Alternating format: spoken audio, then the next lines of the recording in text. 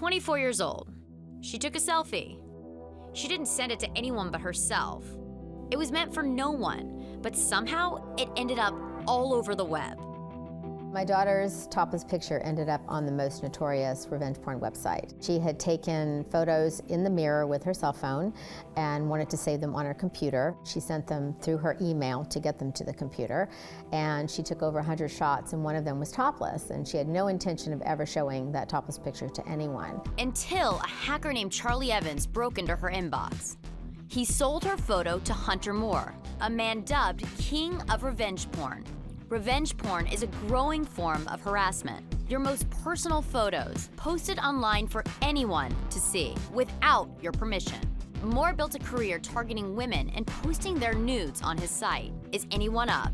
And when he needed more pictures, he hired Evans to hack into women's private accounts. The site became notorious, but those days would end when they took on Charlotte's daughter. When you got the call as a mom, how did you react? Just to see my daughter in tears over this, and I felt so helpless. She was blaming herself, which is what a lot of victims do. I talked to 9 attorneys at the beginning. They did not have a clue about what to do. You kind of take this to a new level as a mother. I mean, you became this private investigator. I realized there's nobody out there to, protect these victims, and so I better learn about it quickly and try to do what I can. I had a huge box, like a 12-inch box of information. I had found victims all over the country who had been hacked by the same hacker, and so I was able to give this information to the FBI, which I think helped because they realized it wasn't just my daughter. And that's why they call her the Erin Brockovich of revenge porn. The first time I went undercover, I was helping victims who wanted to serve him papers. So in addition to running the site, he would periodically host parties. So I'm locking the door, and my car door, and I have this crazy getup on. I have this white pasty stuff on my face, this black wig, this little cap, sunglasses. I mean, I looked pretty humorous. And I turn around in the parking lot, and the person who's standing there in my face is Hunter Moore.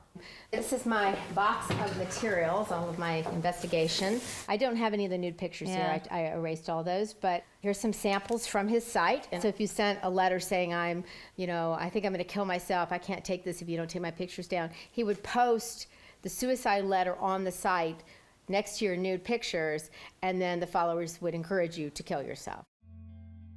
Taking on Hunter Moore means taking on his cult-like following. They go by #TheFamily.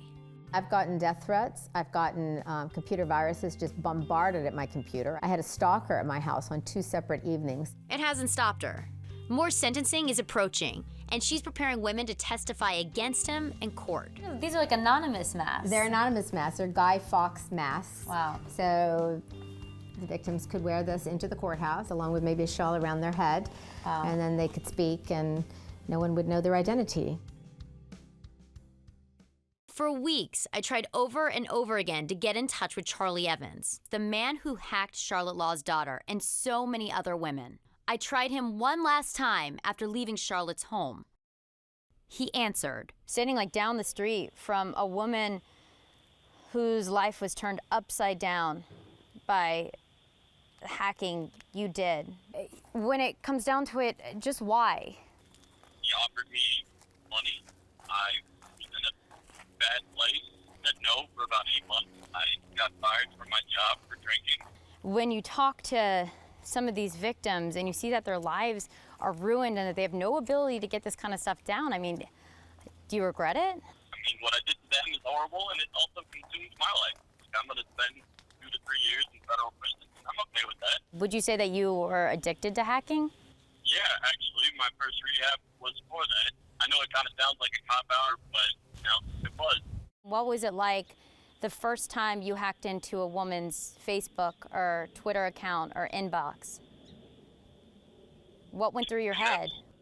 That's a loaded question, because I'll seem like a sociopath if I say it gave me a rush, but... So it seemed like a sociopath. At least it's honest. I mean, it doesn't feel real. When I'm in my room, lights off, door locked, drinking, I don't feel the consequences. If I had to look at somebody in the face to do that, it'd be a different story. Dr. Gail Saltz is a clinical psychiatrist. She says it's that disconnect that breeds this new type of harassment. The fact that you can't see the person's facial expression, you can't see the reaction in the moment, really removes it from the kind of empathy and sensitivity that we are normally, as human beings, would have with each other. I did it for money. I mean, again, that makes me sound like a monster, but How much money? Was the money that not good? enough. It's scary how quickly I would drop my morals for so little. You know, how much those women were worth. I mean, it was like 500 a week, 1,000 a week, like that. I mean, it was really just my habit. You have to do all these, like, you know, mental gymnastics to be able to live with yourself.